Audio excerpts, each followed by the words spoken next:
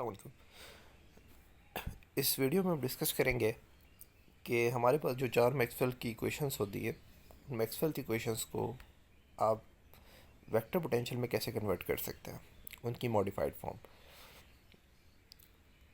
यहाँ पे आपके पास सबसे पहली इक्वेशन जो मैक्सवेल की होती है वो del dot E rho upon epsilon naught first equation है, जिसे हम गॉस लॉ के नाम से जानते हैं। नेक्स्ट आपके पास Gauss law for magnetic field del dot B is equals to zero. Next आपके पास del dot E is equals to d B by D t, जो कि फैराडे लॉज है। And then Ampere's law del dot B is equals to mu naught J, और ये आपके पास Maxwell की करेक्शन है, mu naught epsilon naught d E by D t. So यहाँ पे रो और जे जो है वो, रो आपके पास इंटेंसिटी है एंड जे जो है वो करंट डेंसिटी है। Volumetric charge density rho, E electric field, B magnetic field. For second and third Maxwell equation, second और थर्ड मैक्सवेल इक्वेशन को देखें, डेल डॉट बी और डेल डॉट ई, जिसमें कि आपके पास this is not an easy problem to play the beam begin by representing the field in terms of potential in electrostatic. So del cross E को अगर देखें, so d B by D t, और यहाँ पे हम ये consider कर रहे हैं कि हमारे पास जो मैग्नेटिक फील्ड है वो मैग्नेटिक फील्ड कांस्टेंट है। So if we have constant magnetic field, तो ये जो आपके पास डेरिवेटिव होगा, ये डेरिवेटिव ये ज़ीरो के बराबर हो जाएगा।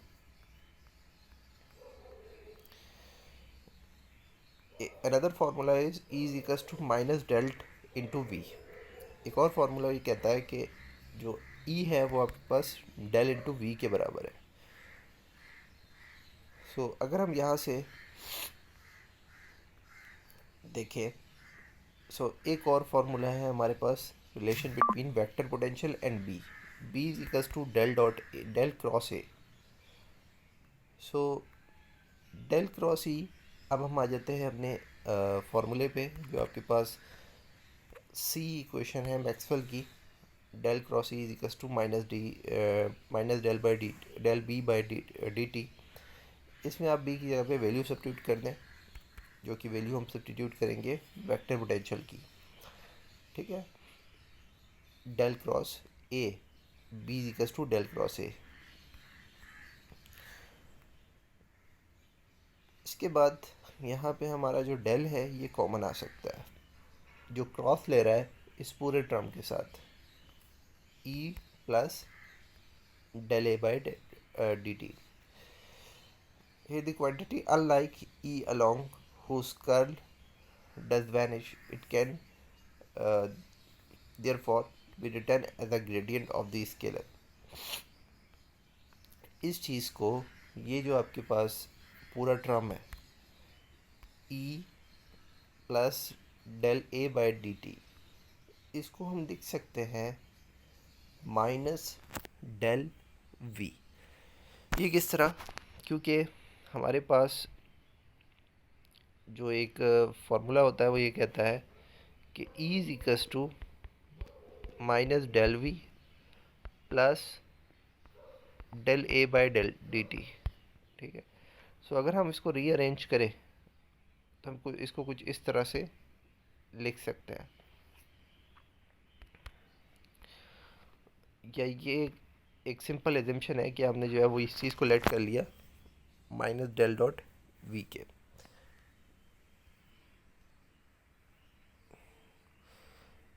नाउ जो फार्मूला मैंने अभी आपको बताया कि E is equals to minus del V minus del A by D T होता है, तो ये आपके पास फाइनली E की वैल्यू आ जाती है in terms of vector potential. यहाँ पे एक छोटी सी मिस्टेक है, वो सिंपल है कि ये जो है ये प्लस है आपके पास। ठीक है, अगर ये प्लस है तो E की वैल्यू क्या आ जाएगी, ये उधर जाके जो टर्म है ये पूरी जाके उधर माइनस हो जाएगी, और E की वैल्यू आपके पास कुछ ही आ जाएगी, जो कि electric field in terms of vector potential आपको नज़र आ रही है। ये जो आपके पास ओल्ड फॉर्म थी ई की, अब ये मॉडिफाइड फॉर्म हो गई ई की। स्पेशल केस, अगर आपके पास ये जो वेक्टर पोटेंशियल है ये कांस्टेंट हो, ए की वैल्यू कांस्टेंट हो, तो ये आपके पास क्लासिकल जो आपके पास पहला फार्मूला होता है simple, E is equal to minus del into V, उस पर कन्वर्ट हो जाएगा। The potential representing equation 2 and 3 automatically fulfil the two homogeneous Maxwell equation. अब आपके पास ये जो इक्वेशन आ गई है ऊपर ये वाली, इसके अंदर दो इक्वेशंस का डेटा है, कौन कौन सी, बी और सी का। सो बी के क्रॉसपॉन्डिंग जो इक्वेशन है वेक्टर पोटेंशियल के फॉर्म में वो ये है, B is equals to del cross A, यानी कि बी का रिलेशन ए के साथ। फिर यहाँ पे ई आ रहा है, तो ई का रिलेशन आपको ए के साथ नज़र आ रहा है कि ए आपके पास वेक्टर पोटेंशियल है। हमारा टास्क क्या था कि हम जितने भी बी हैं उसके अंदर जितने भी आपके पास मैक्सवेल की इक्वेशंस हैं उनके अंदर ए को इन्वॉल्व करवा दें, तो हमने इन्वॉल्व करवा दिया। नाउ 1 और 4 के लिए अगर हम वर्किंग करें तो फर्स्ट इक्वेशन कहती है del dot E is equal to rho upon epsilon naught. And now जो आपने वेक्टर पोटेंशियल ई का फाइंड किया है in terms of vector potential, उसकी इक्वेशन ई की, उसको आप यहाँ सब्स्टिट्यूट करवा दें। जब आप यहाँ सब्स्टिट्यूट करवाएंगे तो आपके पास del dot bracket minus del V minus del upon del A डावा ए बाय डावा t is equal to rho epsilon naught किया जाएगा। डेल स्क्वायर वी, यहाँ पे इसको डेल को डेल से मल्टीप्लाई करवा दें। एंड देन ये जो डेल है ये क्योंकि वेक्टर है और ये भी ए भी वेक्टर है, तो ये दोनों वेक्टर्स जो है आपस में जाके डॉट प्रोडक्ट ले लेंगे। तो कुछ ये तरह इक्वेशन बन गई। ये फर्स्ट इक्वेशन आ गई आपके पास। फॉर फोर्थ इक्वेशन, ये आपके पास फर्स्ट इक्वेशन के लिए जो एक इक्वेशन बन के आ गई। फोर्थ इक्वेशन को लें तो डेल क्रॉस बी है इसमें। अब इसमें बी की जगह पे आप क्या पुट कर सकते हैं, डेल क्रॉस ए, और ई की जगह पे जो हमारी ई की वैल्यू है वो हम सब्स्टिट्यूट कर सकते हैं। एंड देन हमने इसकी सिंप्लीफिकेशन करनी है। अब ये जो डेल क्रॉस ए है, इसको अगर देखें और यहाँ पे इस साइड पे ये जो डेल है डावा बाय डावा टी है अप्लाई हो रहा है माइनस डेल इंटू वी पे, तो ये देख लें आप कि ये डेल यहाँ पे बाहर आ गया, mu naught epsilon not multiply में है, और जो है डावा जो है वो अप्लाई हो गया वी के ऊपर, पोटेंशियल के ऊपर। और सिमिलरली ये जो डावा है यहाँ पे इसके ऊपर अप्लाई होके स्क्वायर हो जाएगा। एक रिलेशन ये कहती है हमारे पास सिंपल वेक्टर कैलकुलस की कि अगर दो बार एक कर्ल का कर्ल लिया जा रहा है, डेल क्रॉस ए का डेल क्रॉस ले रहे हैं, तो ये हो जाता है del into del dot A minus del square A. So ये del into del cross A minus del square A, और इसके बाद आपके पास जो del into del dot A सबसे पहले अगर हम निकालें तो ये हो जाता है सॉरी, जो पूरी वैल्यू है ये आपने सब्स्टिट्यूट करवा दी कहाँ पे, ऊपर इस जगह पे। सो अब जो इक्वेशन बनी है आपके पास सिंप्लीफाइड फॉर्म में कुछ ये बनी। इसके बाद हम इसको थोड़ा सा रीअरेंज कर लेते हैं कि del into del dot A आपने यहीं पे ही इसको रहने दिया, और जो इधर जो माइनस की वैल्यू थी epsilon naught mu naught del डावा वी बाय डावा डी, ये इधर आके प्लस पे आ गई। सिमिलरली डेल स्क्वायर ए इधर माइनस का था तो इक्वल से दूसरे साइड पे जाके डेल स्क्वायर ए हो जाएगा, और ये टर्म एज इट इज़ लिखी हुई है, एंड देन ये भी इसके साथ लिखी हुई है।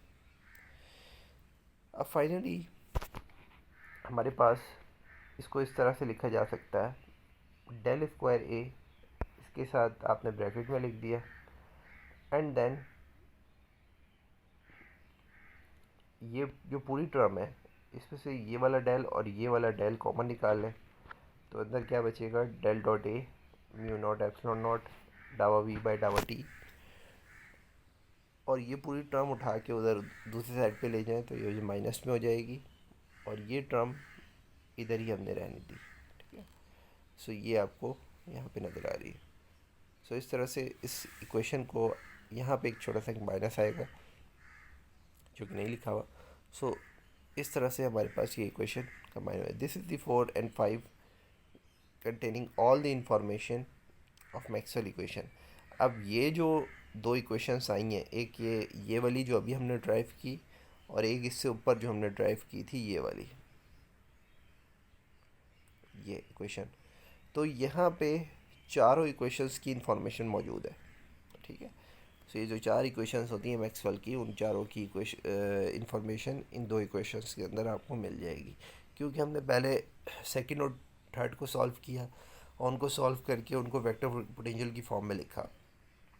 फिर आपने उन्हीं सेकंड और थर्ड इक्वेशंस को यूज़ करके फर्स्ट और फोर्थ को वेक्टर पोटेंशियल की फॉर्म में कन्वर्ट किया।